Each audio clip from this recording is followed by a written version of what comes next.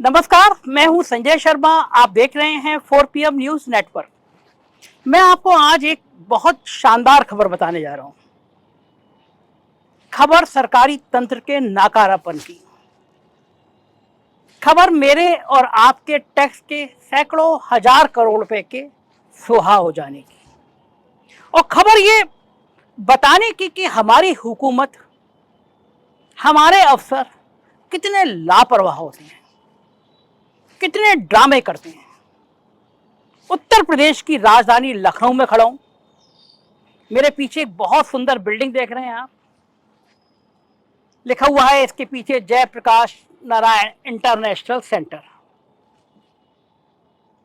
कि लखनऊ की सबसे खूबसूरत बिल्डिंग बनाने का सपना था। समाजवादी पार्टी की हुकूमत थी।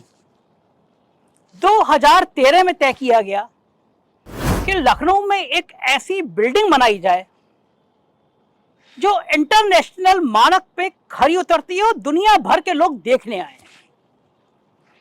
उत्तर प्रदेश की शान बढ़े जिस बिल्डिंग से, और लोग कहें क्या उत्तर प्रदेश में भी एक ऐसी भवन तैयार हो सकता है। 18 एकड़ से ज्यादा जगह तलाशी गई। ताज होटल मेरे बराबर में है। ताज के बराबर में लखनऊ के गोमती नगर पौष इलाके में इतनी जगह तलाशना एक बहुत मुश्किल काम था, लेकिन यह जगह तलाशी गई और देश के उस योद्धा के नाम पर इसका नाम रखा गया जिसके नैतिक मूल्यों की, जिसके समाजवादी मूल्यों की चर्चा पूरी दुनिया में होती है, जयप्रकाश नारायण सेंटर। बिल्डिंग तैयार होनी शुरू हुई। 16-17 फ्लोर की बिल्डिंग थी। आसपास के इलाके, बल्कि शायद लखनऊ में इतनी ऊंची बिल्डिंग नहीं है कोई। तय किया गया कि भवन इतना बड़ा होगा कि अगर कभी हेलीकॉप्टर लैंड करना पड़े तो इसकी छत में हेलीकॉप्टर लैंड किया जा सके। तब उत्तर प्रदेश के अंदर कोई भी भवन ऐसा नहीं था जिसकी छत पर हेलीकॉप्टर को लैंड कराया जा सके। कई फ्लोर की यह भवन बना हुआ है। 2-2, 2,500 हजार क्षमता के सेंटर बनाए गए, हॉल बनाए गए, कन्वेंशन सेंटर बनाए गए। अमिताभ बच्चन की आवाज में गैलरी बनाई गई। कल्पना की गई जब आप घुसेंगे तो आपको भारतीय इतिहास की, समाजवाद की, जयप्रकाश नारायण जी की और तमाम महापुरुषों की आवाजें, उनकी एक आर्ट गैलरी दिखाई देगी। एक हेडफोन दिया जाएगा और अमिताभ बच्चन की आवाज में आप इस बिल्डिंग में घूम के अपने भारतीय दर्शन को, राजनेताओं को, राजनीति को, सामाजिक मूल्यों को समझने की कोशिश करेंगे। 5-6 फ्लोर तक केवल खिलाड़ियों के लिए रखा है। इसको दुनिया में जितने खेल होंगे वो सारे खेल यहाँ पे हों, उपलब्ध हो, इसकी व्यवस्था की गई। इंडोर गेमों की व्यवस्था की गई। 12 महीने आप स्विमिंग कर सके इसके लिए एक स्विमिंग पूल की व्यवस्था की गई। और बड़े बड़े सेंटर के साथ 107 कमरे बनाए गए कि अगर बाहर के कोई अतिथि आएंगे तो उन कमरों में रोका जा सकता हो। ये शानदार बिल्डिंग का प्लान 2013 में तैयार हुआ और 670 या 680 करोड़ रुपए में इसका टेंडर हुआ। टेंडर मिला लखनऊ की चर्चित फर्म शालीमार को। और ये एक ऐसी कहानी है जिसमें राजनेता हैं, जिसमें अफसर हैं, जिसमें ब्लैक मनी है और जिसमें तंत्र का नाकारापन है। शालीमार बिल्डर के मालिक संजय सेठ तब समाजवादी पार्टी के मुखिया मुलायम सिंह यादव के बेहद करीबी हुआ करते थे। एक बार एमएलसी के लिए उनका नाम गवर्नर हाउस में समाजवादी पार्टी ने भेजा, लेकिन वो नाम वापस कर दिया गया क्योंकि संजय सेठ की मुलायम सिंह से नजदीकियां पूरा देश जानता था। शालीमार बिल्डर को यह काम मिला और बिल्डिंग बनना शुरू हो गई। 2016 तक इसको कंप्लीट होना था, लेकिन ये कंप्लीट नहीं हो पाई। एस्टीमेट बढ़ता चला गया। 650, 685 करोड़ का एस्टीमेट 950 करोड़ तक हो गया और सरकार बदल गई। सरकार बदलते ही कुछ बड़ी प्रोजेक्ट के नाम आने लगे कि इसमें बहुत घोटाला हुआ है, जिसमें रिवर फ्रंट था और जिसमें ये बिल्डिंग जो मेरे पीछे दिख रही है ये शालीमार थी। तब आवास विकास मंत्री शायद सुरेश पासी थे। बड़ी मजेदार खबरें होती थी, रोज आते थे, लिफ्ट लगी नहीं थी तब तक। रोज 4-5 मंजिल तक थकते हुए, हांफते हुए मंत्री जी जाते थे।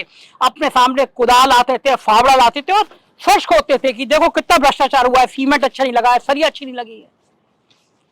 इस बिल्डिंग की कहानियां 2017 में रोज अखबार में छपने लगी। जब अखबार में कहानी छपती तब मांग आती कि शालीमार को ब्लैक लिस्टेड करो, संजय सेठ को गिरफ्तार करो। इन्होंने इस बिल्डिंग में सैकड़ों करोड़ रुपए का गबन कर डाला है। बिल्डिंग नहीं बन रही है, 800 साढ़े 800 करोड़ खर्च हो गए, बिल्डिंग नहीं बन रही है। सरकार ने जांच के आदेश कर दिया, मंत्री जी रोज छत पे चले जाएं, रोज बयान दें। अब कुछ लोग कहें मंत्री जी संजय सेठ पे दबाव बना रहे हैं, डील करना चाह रहे हैं। ऐसी चर्चाएं खूब होने लगी, होती भी हैं ऐसी चर्चाएं, इसलिए क्योंकि आमतौर पे अफसर और मंत्री सरकार बदलवाने के बाद, सरकार बदल जाने के बाद इस तरह के दबाव डाला करते हैं। इन सच में कितनी सच्चाई है मैं इसमें नहीं जाना चाहता, ना मुझे पता, लेकिन चर्चाएं बहुत थी। संजय सेठ समझ गए थे कि अगर इसकी जांच हो गई तो उनकी कंपनी का बेड़ा गर्क हो जाएगा। शालीमार ने लखनऊ में कई ऐसे घोटाले किए हैं जिसकी जांच हो जाती तो शायद संजय सेठ के दुर्दिन शुरू हो जाते, जेल तक का रास्ता सफर तय करना पड़ता। शालीमार वन वर्ल्ड बना रहे हैं, उसमें सरकारी जमीनों ने कब्जा ही हैं। एक चर्चित जॉपलिंग रोड पर बटलर पैलेस के पास में एक आलीशान अपार्टमेंट बनाया, उसको पूरा ऊपर का फ्लोर ही इलीगल बना दिया गया है, उसमें पेंट हाउस करोड़ों के। तो जब ये बिल्डिंग बनी और जांच शुरू हो गई तो संजय सेठ के पास केवल एक रास्ता बचा था, जो रास्ता आमतौर पर शारदा चिट फंड के आरोपी अपनाते हैं, देश के बड़े बड़े लोग अपनाते हैं कि केवल भारतीय जनता पार्टी की वॉशिंग मशीन में चले जाओ, शायद तुम्हारे पाप धुल जाएंगे। तो इसी बिल्डिंग को बचाने के लिए, इस बिल्डिंग में हुए पैसे के खर्च को बचाने के लिए संजय सेठ ने भारतीय जनता पार्टी की सदस्यता ग्रहण कर ली।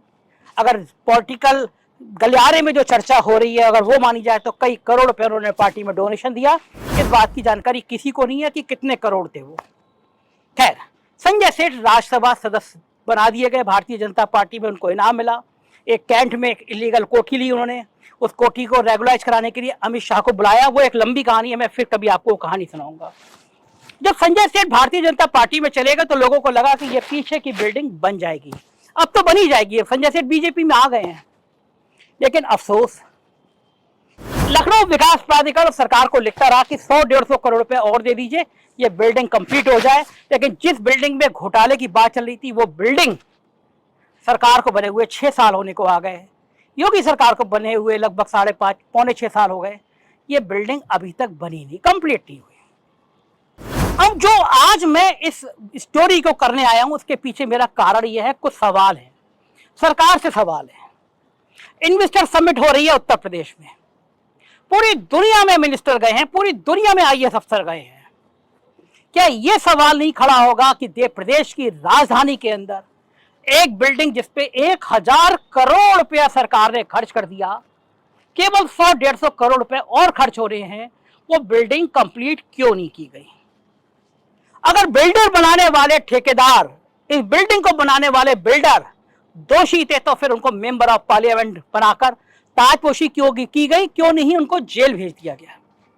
और बिल्डर गलत हो, अफसर गलत हो, नक्शा पास करने वाले गलत हो, डीपीआर बनाने वाले गलत हो, इस बात से मुझे और आपको क्या फर्क?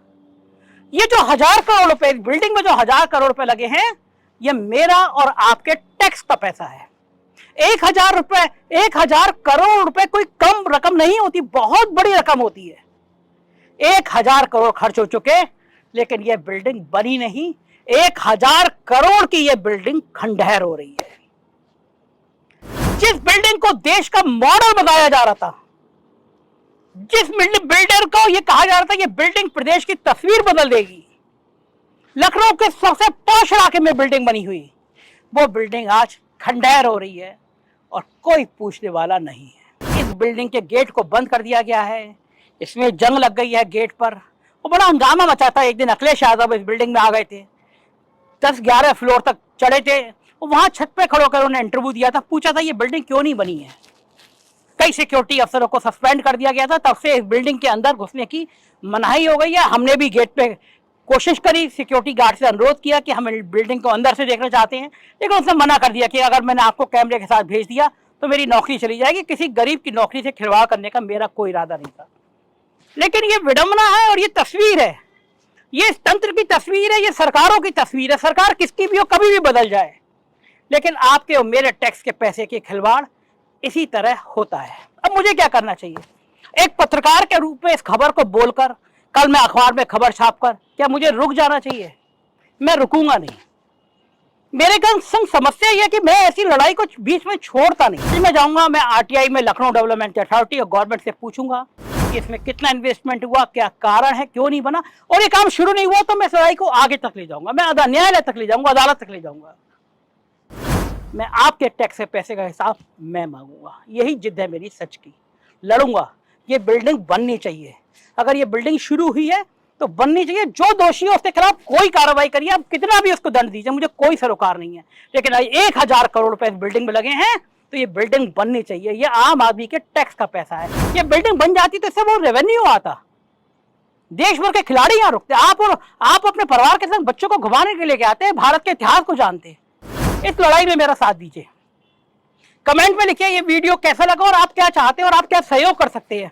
सरकार को लिखिए, मुख्यमंत्री और प्रधानमंत्री को लिखिए कि ये बिल्डिंग बननी चाहिए।